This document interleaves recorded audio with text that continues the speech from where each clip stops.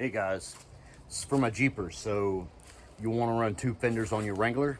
Well, watch this before you do. Here's a little before and after. Some of you guys might know, some of you might not. Some of you might be running two fenders and seen this already. We get front end damage, so here we go.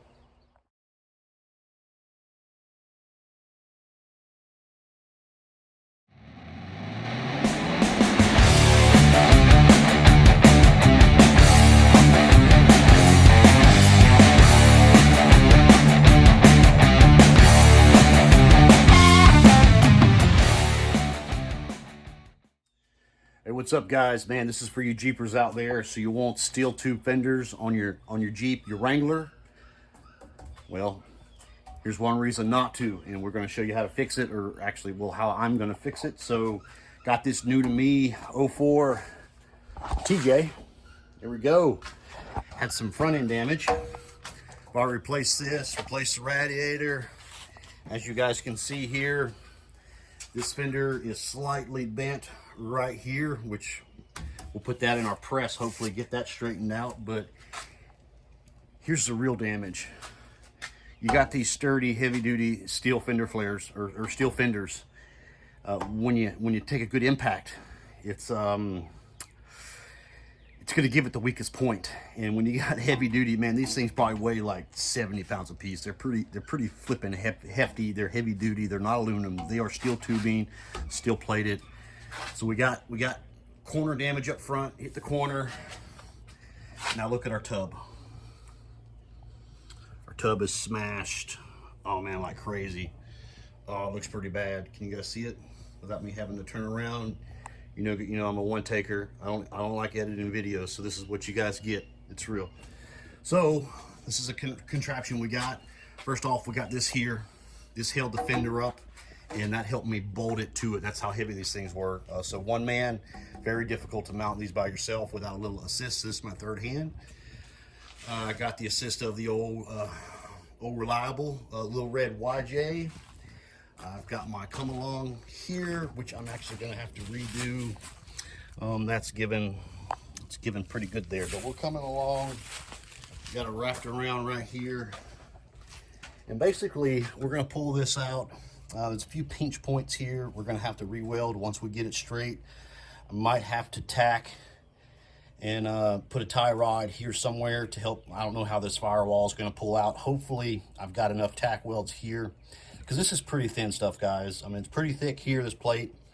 Got it all mounted up like it should, so that gives us as much pulling surface as possible when we're pulling forward. And I didn't think to mark this till after I started, so here's my mark. Here's my mark after I started. So right now we're looking at 1/4 inch. Give or take 1/4 inch. So I think full pull so far we've gotten about 1 inch out. So once we get 1 inch out, and once we get this wrapped out a little further, we'll be able to bang on this bad girl just a little bit.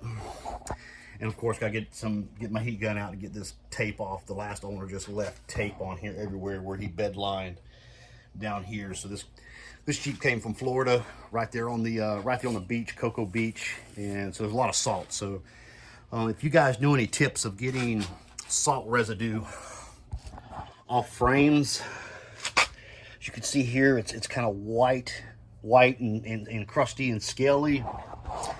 That's salt. I don't have any rust issues on the frame, but I would like to get that neutralized, get that off, and probably get it undercoated before I do have any issues. So if you guys have any tips for that, leave it down below.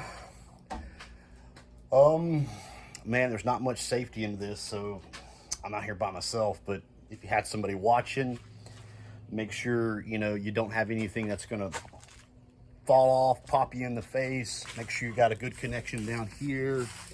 Make sure you're using chains and strap and cable. I didn't use a strap. The strap's just gonna stretch. It's gonna stretch and stretch and stretch till it's at its max before it starts pulling this out. So chain's the way to go. Cable puller, if I had a chain come along, I'd be using chain come along. So that's what we got, guys. So TJ has come along. Oh, I gotta get this bent down too. If you guys saw my short, you probably didn't.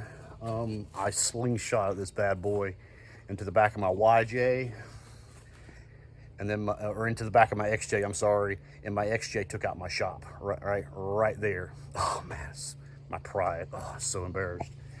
But anyways, old TJ is coming together, and weather's getting nice, the pollen's subduing.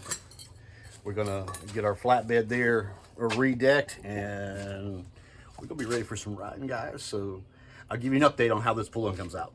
See you guys. Quick update, almost done. Here's our close to finished product. Man, that's about as far out as we're gonna get it. Got a lot of this ripple here out. I'll still beat and torque that a little bit. So this worked great.